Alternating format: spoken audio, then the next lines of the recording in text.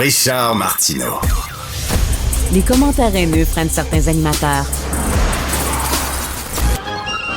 Martineau s'en régale.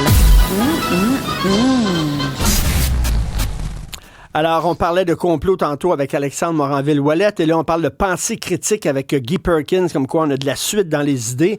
Et Guy, je pensais à toi quand Alexandre me parlait de Romana Didulo.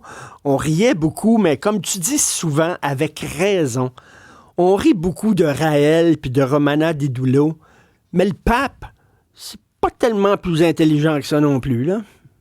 Ben, c'est pas mieux pantoute. Puis tout ce que j'entendais tout à l'heure en passant, je trouve ça décourageant, mais je me décourage pas. Je pense qu'il faut y aller avec l'éducation, Richard, faut pas lâcher. Mais oui, effectivement, le pape aussi, qui fasse partie de cette critique-là.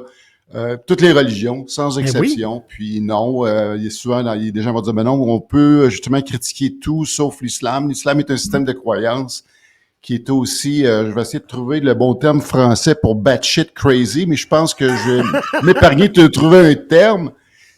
Les gens, je pense qu'ils vont comprendre. C'est complètement absurde, c'est fou braque.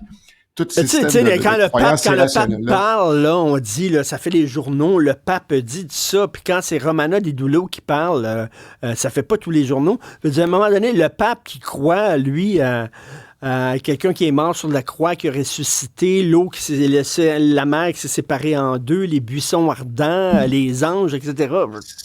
Ça finit plus de finir. Ça finit plus de finir. Je pense que, ben écoute, j'ai consacré encore une fois un livre à faire un debunking, un déboulonnage de tous ces mythes-là. J'invite les gens à aller le lire. Mais c'est absolument absurde et violent aussi quand on regarde le contenu d'un bout à l'autre du livre en question. Et une religion, ben, c'est une secte qui a réussi. C'est vraiment ça. Ça a commencé par une petite secte. Soit ça, ou que le gourou est décédé.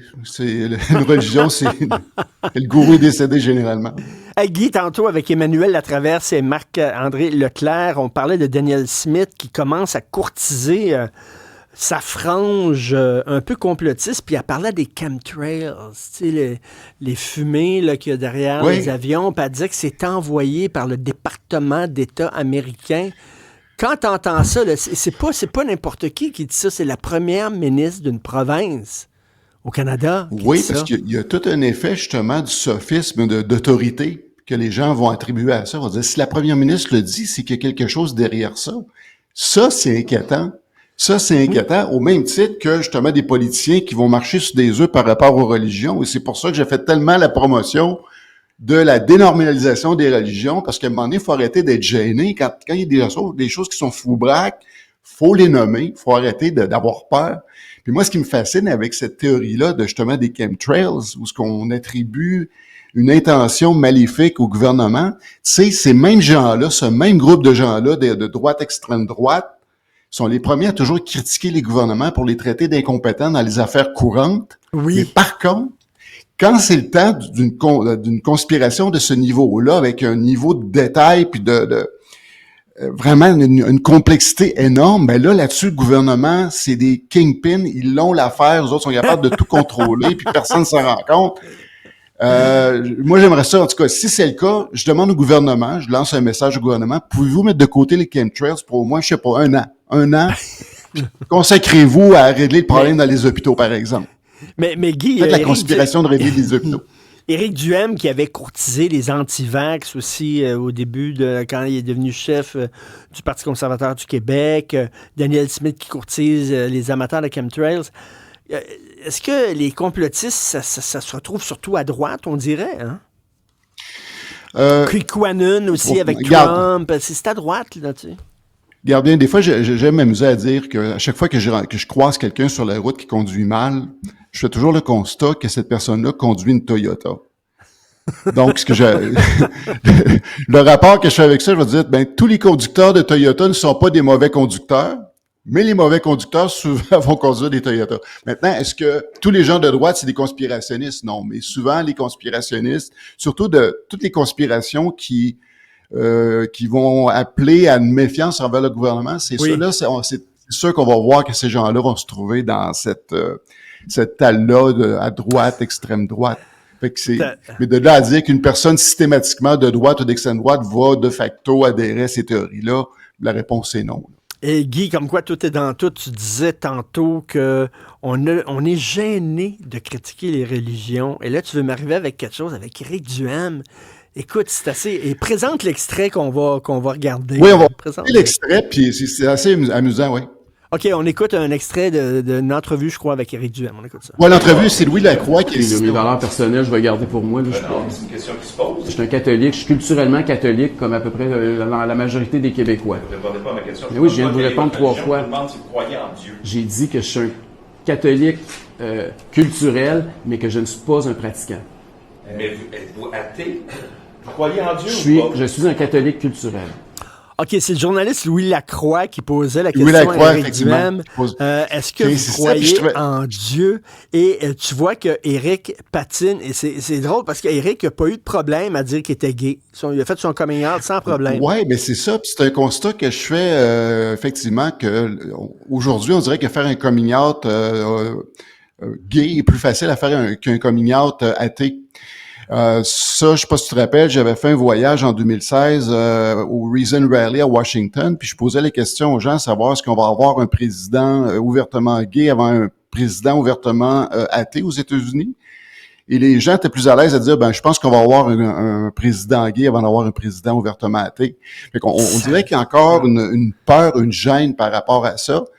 Je connais pas là la position d'Éric. Bon, si c'est vraiment sa position, moi quand j'entends ça, dire moi que je suis un catholique culturel, quelque part, tu sais, quand j'étais jeune, je mangeais des hot dogs pas de saucisses. Mais moi, quand quelqu'un me dit ça, c'est quelqu'un qui aime les hot dogs pas de saucisses. Il garde juste l'enveloppe, mais il garde pas l'essence même de la patente. Fait que lui, je fais juste les rites, mais ce qu'il y a en dedans, je m'en fous. Comme inversement, il y a des gens qui vont dire, moi, je suis croyant, mais je suis spirituel, mais pas religieux. Les autres, là, ils vont garder juste la saucisse, puis ils vont mettre de côté tous les rituels.